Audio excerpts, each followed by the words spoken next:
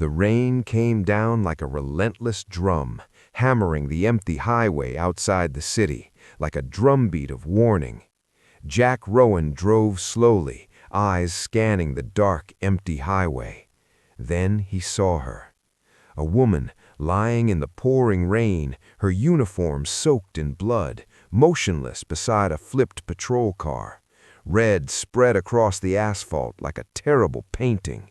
Flashing red and blue lights flickered from the wreck, illuminating her pale face. She wasn't moving. Jack froze. Every instinct screamed at him to turn away, call for help, drive on. But he didn't. He had been a medic before, one of those soldiers sent when hope was gone and chaos reigned. And something deep inside him refused to ignore a life in danger. He ran to her side. "Stay with me," he said, kneeling in the mud. Her breathing was shallow, almost gone. Her hand trembled as she reached for him, whispering one horrifying sentence. "Back up. They're not coming." Jack's heart sank, but his hands moved automatically. He ripped his jacket off, pressed against the wound, cut the seatbelt with his knife, and began stitching the gaping injury as the rain washed over them.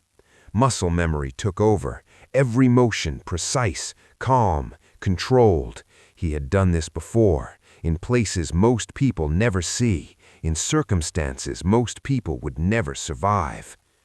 "You're not dying tonight," he said, voice steady. "Not if I have anything to do with it."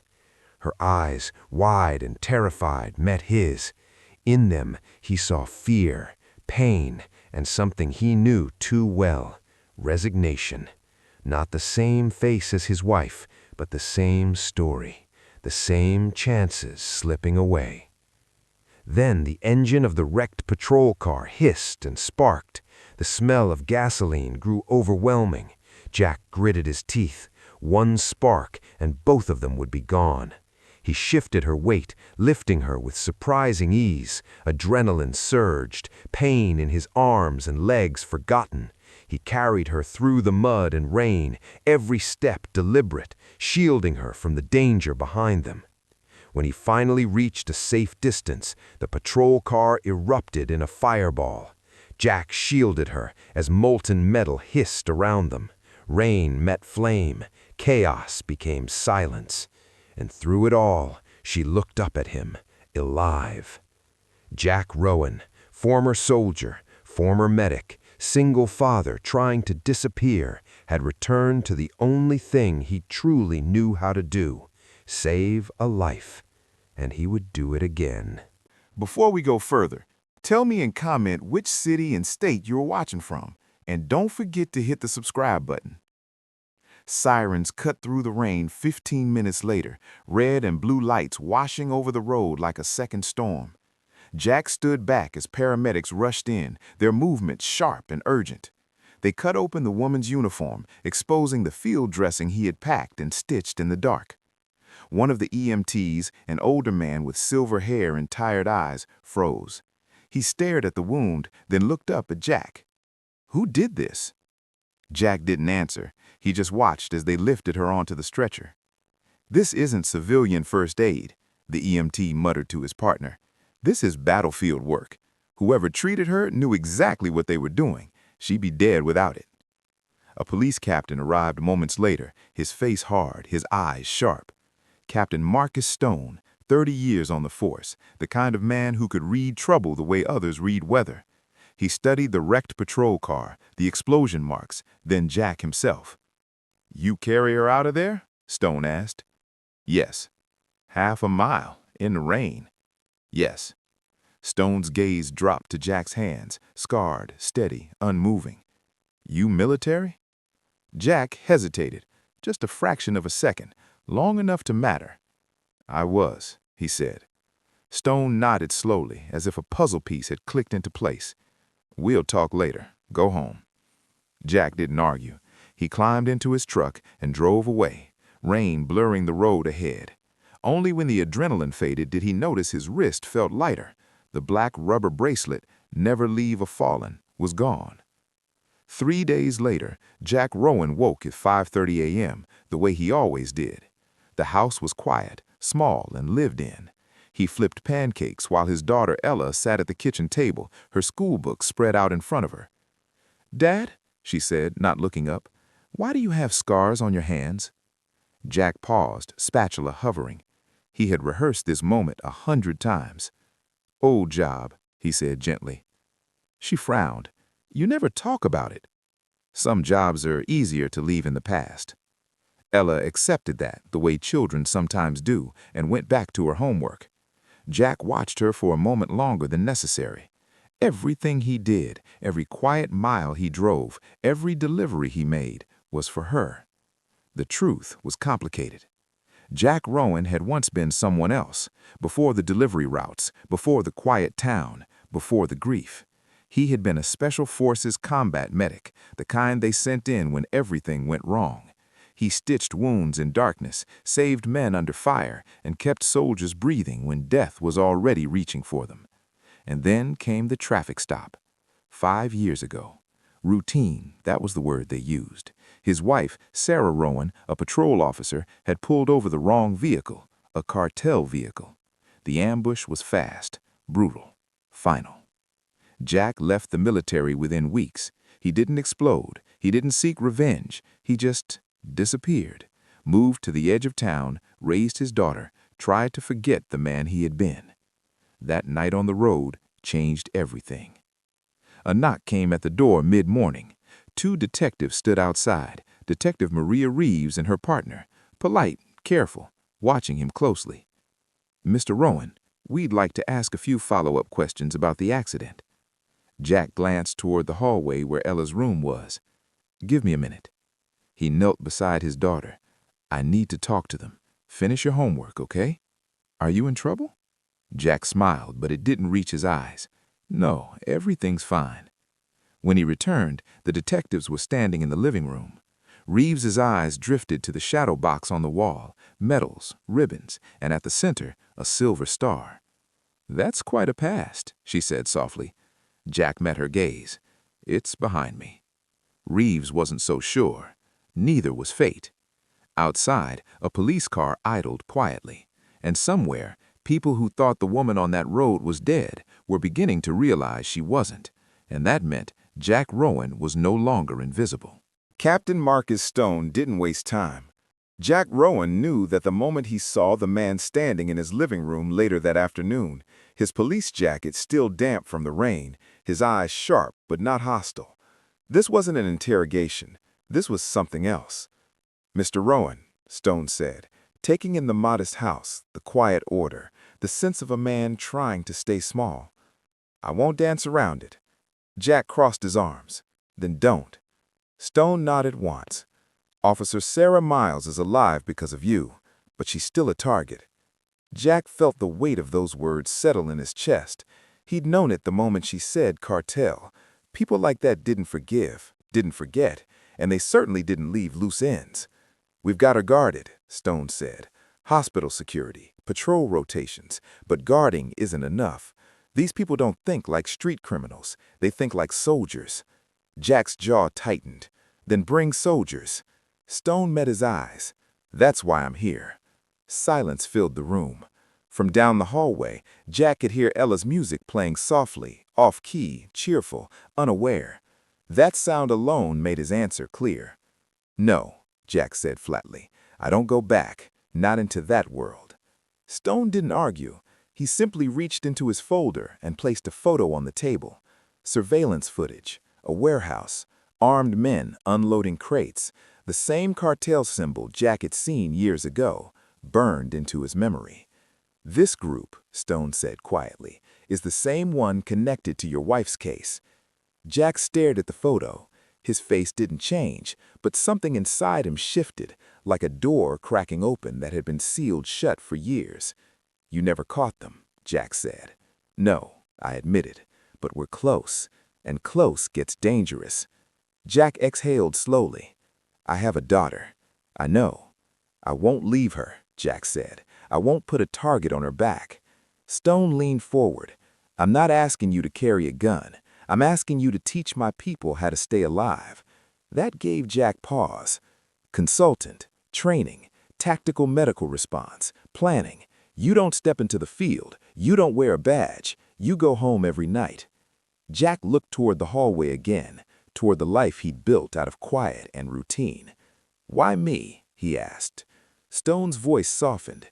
"Because when everything went wrong on that road, you didn't freeze, you didn't panic, you didn't run. You remembered what most people forget. Was that every second matters." Jack closed his eyes briefly. He saw blood in the rain, heard a woman whisper that help wasn't coming, felt the weight of a body in his arms. "I'll train them," he said finally. "That's it." Stone nodded. "That's more than enough." 2 days later, Jack stood in a police training room for the first time in 5 years. 15 officers watched him, some skeptical, some curious, all tired. Sarah Miles sat in the front row, pale but alert, her abdomen still bandaged. Jack didn't introduce himself with rank or medals. "The first minute after you're injured decides whether you live or die. I'm here to make sure you live." He showed them how to apply tourniquets properly, how to pack wounds, how to treat shock before it swallowed someone whole. He corrected mistakes gently but firmly. No yelling, no ego. Sarah watched closely. After the session, she approached him. "You didn't have to do this." "Yes, I did," Jack replied. She hesitated. "Captain told me about your wife." Jack nodded once. "I don't blame you for asking questions." "I just wanted you to know," Sarah said, voice steady but emotional. "You didn't just save my life. You changed how I see this job." Jack looked around the room. Young faces, good people. "Then it's worth it," he said. Outside, the sun was setting. Somewhere, far away, men who thought they'd erased their mistake were learning otherwise. And Jack Rowan, former soldier, reluctant mentor, was standing closer to the fight than he'd ever planned. Not for revenge, but to make sure no one else had to grow up without a parent. The warehouse raid was scheduled for dawn. Jack didn't like it. He stood inside the mobile command vehicle before sunrise, coffee untouched, eyes fixed on the live drone feed.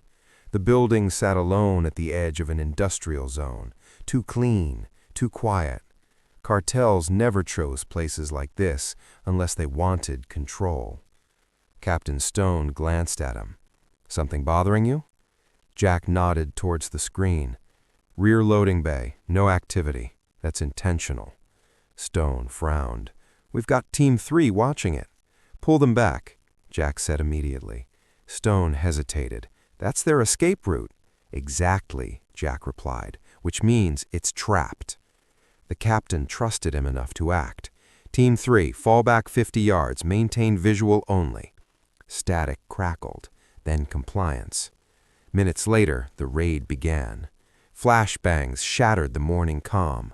Officers moved fast and clean, just like Jack had trained them.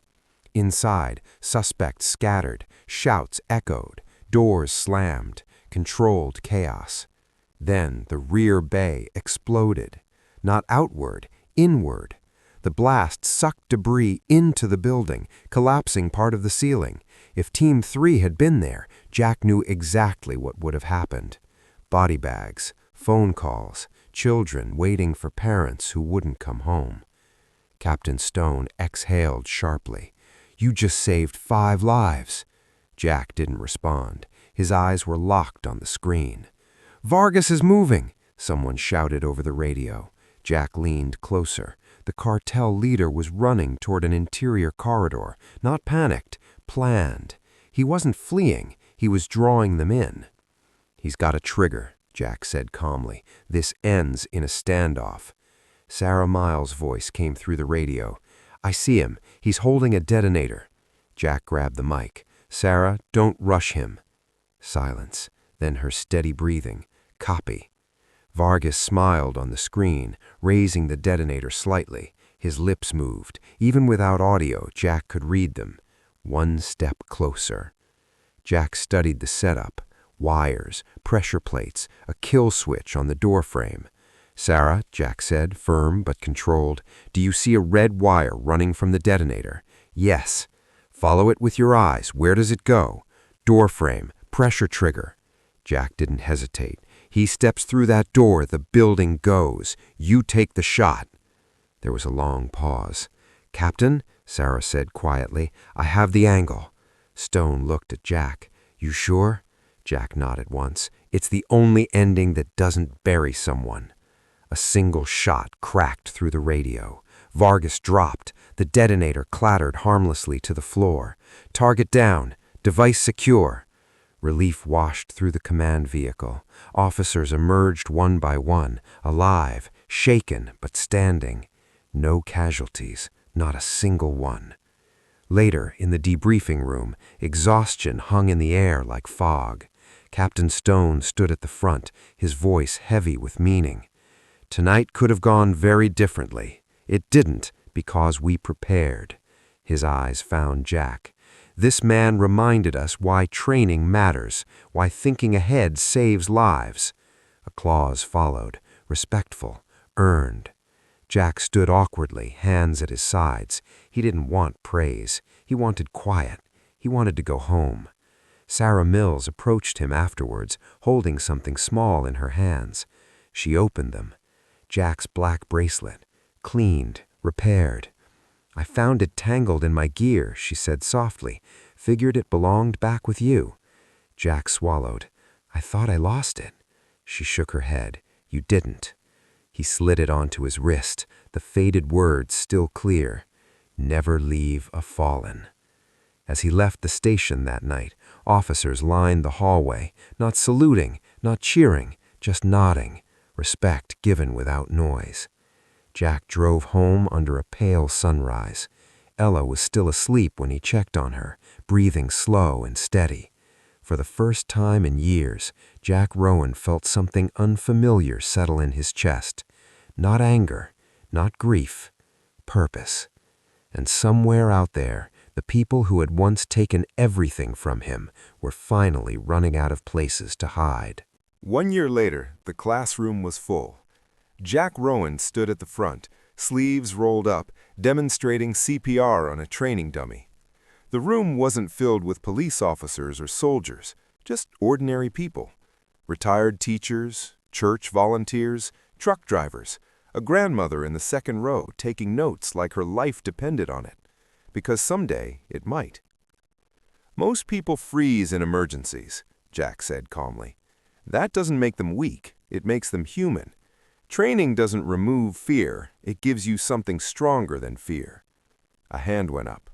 "What if we mess up?" the woman asked. Jack smiled. Not the tight smile of a man surviving, but the easy one of a man who had finally found his place. "Then you mess up," he said, "but doing something is almost always better than doing nothing." On the wall behind him hung a simple sign: Rowan First Response Training, because help shouldn't have to wait. In the back of the room sat Ella, 13 now, taller, confident, watching her father with unmistakable pride. After class, a familiar voice came from the doorway. "You still make it look easy." Jack looked up. Sarah Miles, Detective Miles now, stood there in civilian clothes, badge clipped to her belt, strong, alive. "Promotion suits you," Jack said. She handed him a folder. "I thought you'd want to see this." Inside were arrest photos. 3 men, older, hard eyes, names printed nicely beneath them. "They finally closed your wife's case," Sarah said gently. "DNA evidence came through from the warehouse raid. These men were involved. All of them are going away." Jack studied the photos. He felt no rush of anger, no satisfaction, just quiet. "Thank you," he said. "It doesn't change what happened," Sarah added. "No," Jack agreed, "but it ends the question." They walked outside together. The late afternoon sun painted the parking lot gold. Ella ran out, backpack slung over her shoulder. "Hi, Sarah," she called. "Hey, kiddo," Sarah replied with a grin. "Your dad teaching you all his secrets yet?" "Some," Ella said. He says the really important ones are about staying calm and helping people. Jack ruffled her hair. Those are the only ones that matter. Sarah watched them for a moment. You ever think about coming back full-time, consulting for the department? Jack shook his head. This is where I belong, teaching people before they ever need help. She nodded. You never really stopped being a soldier, did you? Jack considered that. Maybe not, but I changed my mission. And what's that? Making sure good people get to go home. Sarah smiled. The world needs more of that. Later that evening, Jack and Ella drove home together. She sang along to the radio, off-key and happy. Jack laughed, something he hadn't done easily in years. At a stoplight, his eyes caught the black bracelet hanging from the rearview mirror. Never leave a fallen. He didn't wear it anymore. He didn't need to, because he was no longer running from the past, and he wasn't chasing it either. He had taken what it gave him, skill, discipline, compassion, and turned it into something better. Not vengeance, not glory, service. The light turned green. Jack drove on, his daughter beside him, the road ahead clear. He had stopped once on a rainy night and changed a life. In doing so, he had finally saved his own.